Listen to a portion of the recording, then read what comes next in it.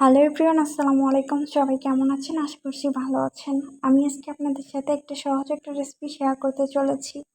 পুরো ভিডিওটা দেখবেন আশা করছি। তো চলুন দেখে নিই। আমি ইলিশ মাছটা কেটে ধুয়ে নিয়েছি। এখন হলুদ, মরিচ, লবণ দিয়ে মেখে ভেজে নিব। আমার ভাজা হয়ে গেছে, আমি বেশি ভাজবো না। অন্য একটা কড়াইতে তেল দিয়ে পেঁয়াজ আর মরিচ দিয়ে দিব। মরিচ আর পেঁয়াজ হালকা বাদামি করে ভেজে নিব। তারপর আদা দিয়ে দিব। আদা দিয়ে একটু লাড়া দিব। লাড়া দেওয়ার পরে ধনে গুঁড়া দিব, লাল মরিচ গুঁড়া, হলুদ গুঁড়া দেওয়ার পর নাড়া দিয়ে নিব।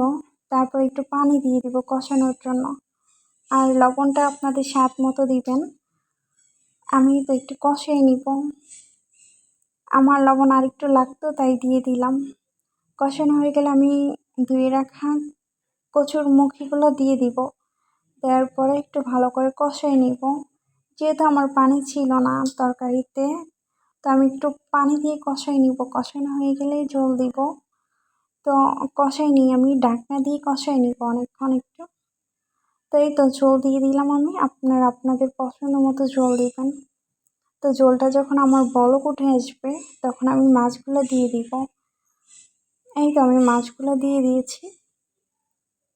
এখন আবার ঢেকে দেবো, পর কিছুক্ষণ পরে উঠিয়ে নিব। তাহলেই হয়ে যাবে আমার রান্না। এই ছিল আজকের ভিডিও। আপনাদের কাছে কেমন লাগছে মতামত অবশ্যই কমেন্ট বক্সে জানাবেন। ধন্যবাদ। আমার তরকারি এই তো হয়ে গেছে। আমি একটু ঝোল ঝোল রাখছি, ঝোল ঝোল খেতে পছন্দ করি। আপনারা আপনাদের পছন্দ মতো রাখবেন। ধন্যবাদ।